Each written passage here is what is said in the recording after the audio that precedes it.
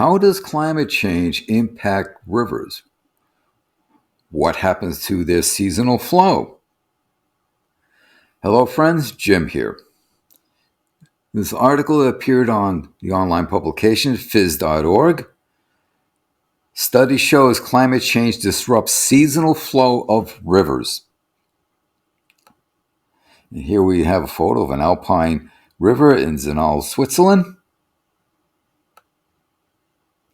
Climate change is disrupting the seasonal flow of rivers in the far northern latitudes of America, Russia, and Europe, and is posing a threat to water security and ecosystems, according to research published in Science.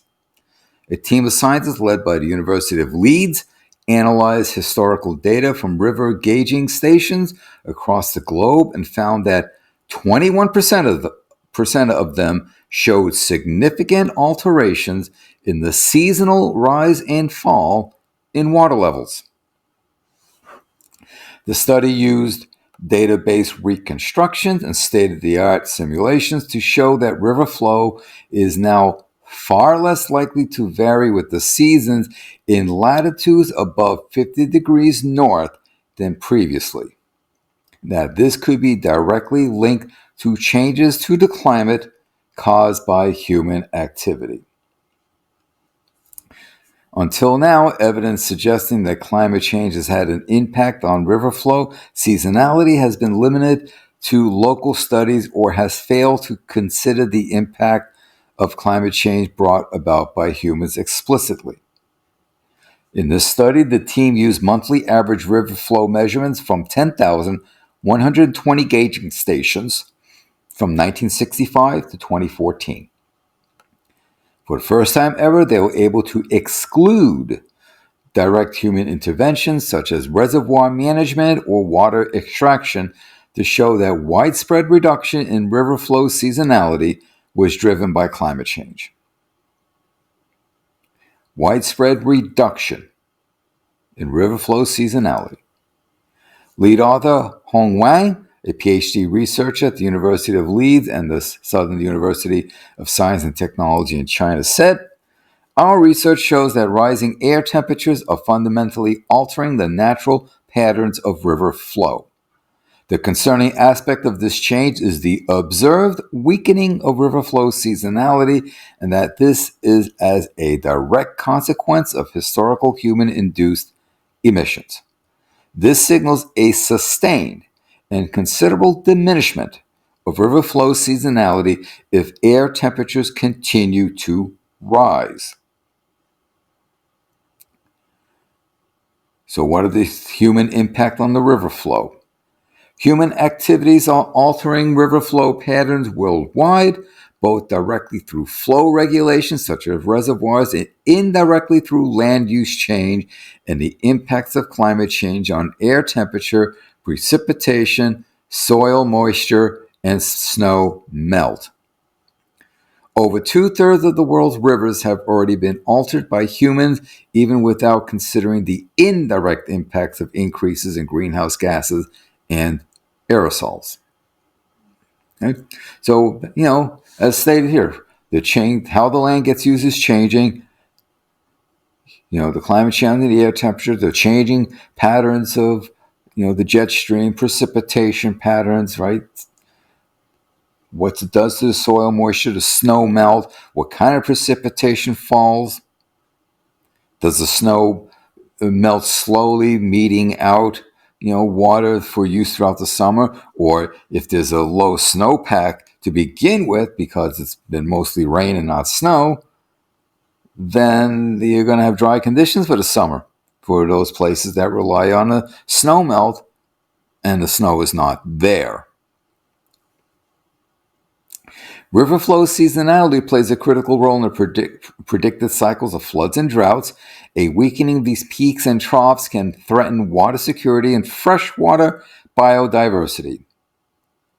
For example, a substantial portion of the early meltwater from snowpack depletion may quickly flow into oceans and therefore not be available for human use. It's kind of that's one implication of what I was trying to get at a few moments ago. Weakening river flow seasonality, for example, due to a reduction in spring and early summer river levels in snowmelt region, can also have an impact downstream on riverbank vegetation and organisms living in the river itself. Your fish, your various aquatic insects, your various copepods, etc. Gauging the seasonal flow. In northern North America, the researchers found that 40% of the 119 stations observed showed a significant decrease in the river flow seasonality. Similar results were also observed in southern Siberia, with 32% of stations showing a significant decrease.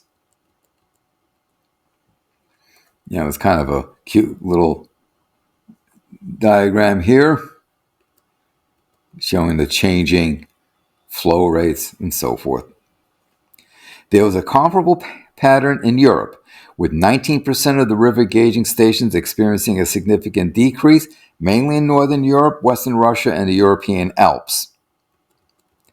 In addition, regions in the contiguous United States, lower 48s, showed predominantly decreasing trends of river flow seasonality overall, except for rivers in the Rocky Mountains and Florida. That's interesting about the Rocky Mountains. In central North America, the research showed significant decreasing river flow seasonality trends in 18% of the stations. By contrast, researchers found a significant increase in river flow seasonality in 25% of the gauging stations in southeast Brazil, showing that changes to the water cycle are having a different impact in some parts of the world. Dr. Megan Clare, an associate professor in the University of Leeds School of Geography, co-authored the research, said, "The highs and lows of river flow during the different seasons provide vital clues to the species living in the water. For example, a lot of fish use particular increases in the water as a cue to run to their breeding areas upstream or towards the sea. If they don't have those cues, they won't know that they need to migrate and they won't spawn."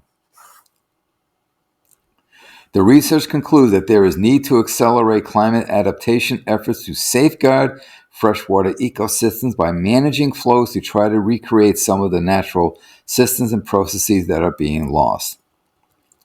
Professor Joseph Holden, director of water at Leeds and who supervised Hong Wang's research, added, "A lot of concern is based upon what climate change will do in the future, but our research signals that it's happening now, that increases in air temperature are driving huge changes in river flow.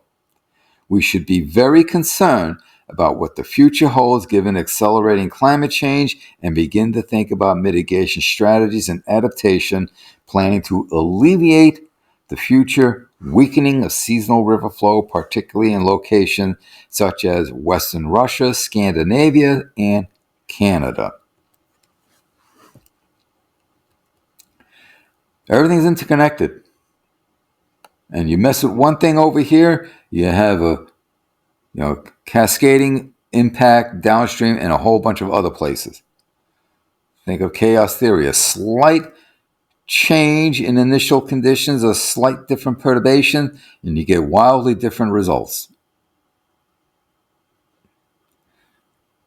So this, as mentioned earlier, this is going to impact organisms, it's going to impact human use, water use, it's going to impact, if you're depending on a slow snow melt to irrigate your crops, it's going to impact how much crops you're able to grow, what your crop yields will be, and so forth.